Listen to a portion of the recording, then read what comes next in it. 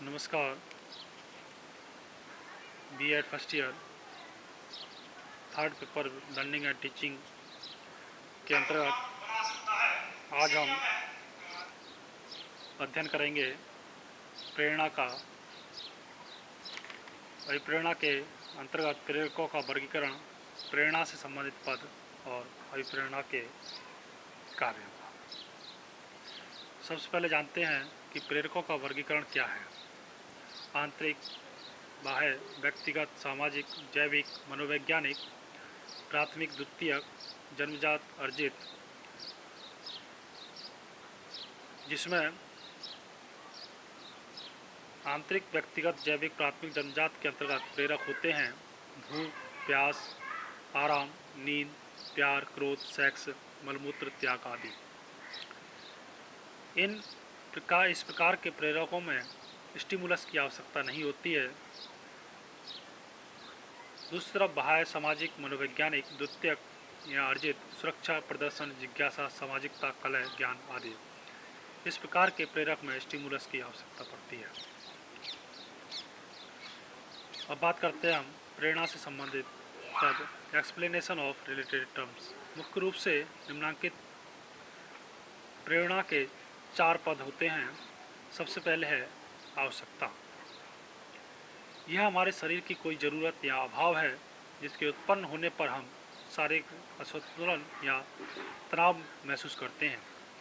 जैसे सर्दी लगने पर कपड़े की आवश्यकता, थक जाने पर आराम की आवश्यकता, अकेले होने पर साथी की आवश्यकता, बीमार पड़ने पर दवा की आवश्यकता और रोटी, कपड़ा और मकान की आवश्यकता।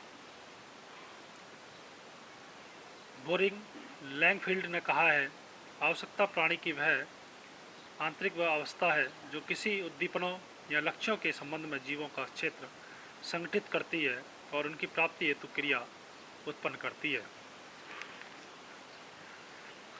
दूसरे नंबर पर आता है चालक। प्रत्येक आवश्यकता से जुड़ा हुआ एक चालक होता है।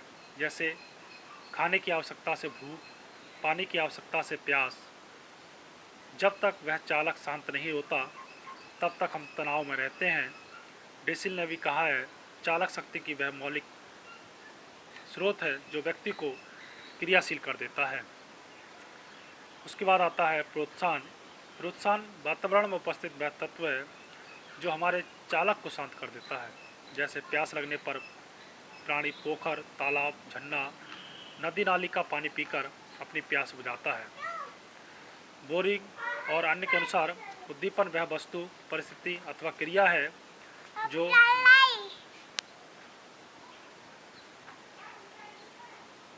उद्दीप्त वह वस्तु, परिस्थिति अथवा क्रिया के है जो व्यवहार को उत्तेजना प्रदान करती है और उसे जारी रखने और उसे दिशा देती है। ऐसा बोरिंग और अन्य ने भी कहा है। वास्तव में देखा जाए तो आवश्यकता, चालक और उद्दीपन में घनिष्ठ संबंध है। आवश्यकताएं चालकों को जन्म देती हैं। चालक एक तनावपूर्ण स्थिति होती है और व्यवहार को एक निश्चित दिशा की ओर रूप प्रदान करती है। उद्दीपन द्वारा आवश्यकता की पूर्ति होती है। पूर्ति के बाद चालक की समाप्ति हो जाती है। आवश्यकता, चालक और उद्दीपन के संबंध को निम्न रेखा चित्र के अंतर्गत भी हमने देखा है कि आवश्यकता, फिर चालक, उसके बाद में बाधाएं या उद्दीपन और फिर लक्ष्य प्राप्ति एवं समायोजन। चौथे नंबर पर आता है प्रेरक। प्रेरक उपयुक्त तीनों का योग होता है, अर्थात आवश्यकता, चालक और प्रोत्साहन।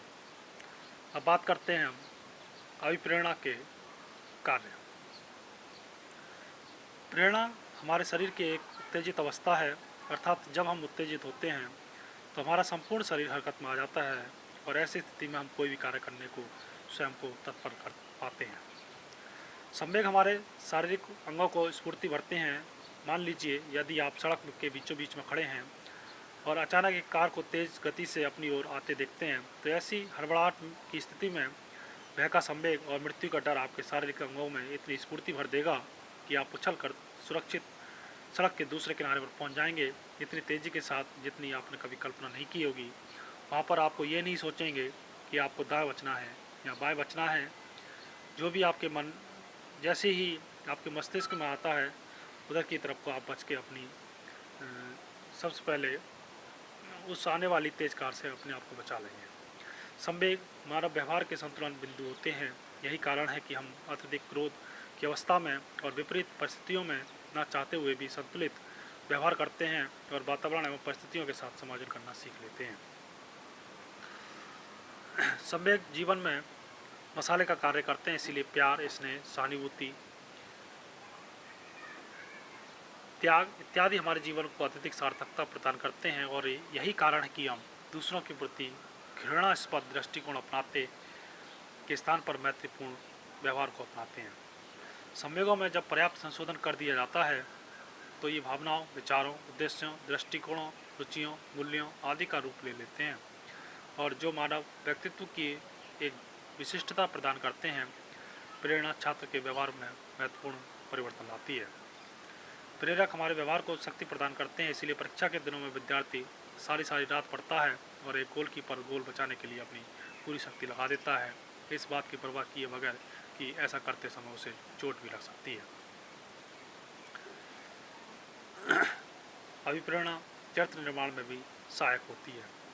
प्रेरक हमारे व्यवहार के सबसे अच्छे परिचायक हैं। जैसे एक ही अखबार में प्रत्येक व्यक्ति सर्वप्रथम अपनी रुचि का ही कॉलम देखता है और उसके बाद अखबार के अन्य पृष्ठों को। खिलाड़ी सबसे पहले खेल पृष्ठ को ही देखेगा, बेरोजगार व्यक्ति नौकरी वाला कॉलम और सिनेमा में रुचि रखने वाला सिने पृष्ठ को देखता है। अभिप्रेरणा ध्यान केंद्रित करने में व्यक्ति की सहायता करती है।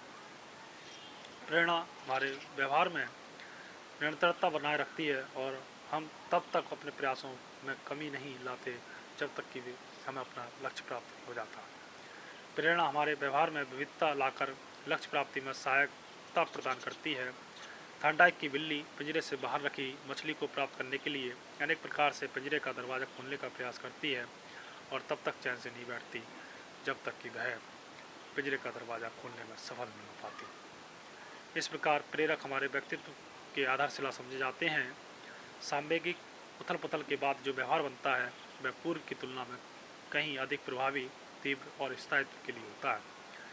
जैसे यदि कोई व्यक्ति दूसरे से लड़ने के लिए मानसिक तौर पर तैयार है तो लड़ाई में उसका कौशल देखते ही बनता है, अपेक्षाकृत उस स्थिति में जब उस पर अचानक पीछे से हमला कर दिया गया हो।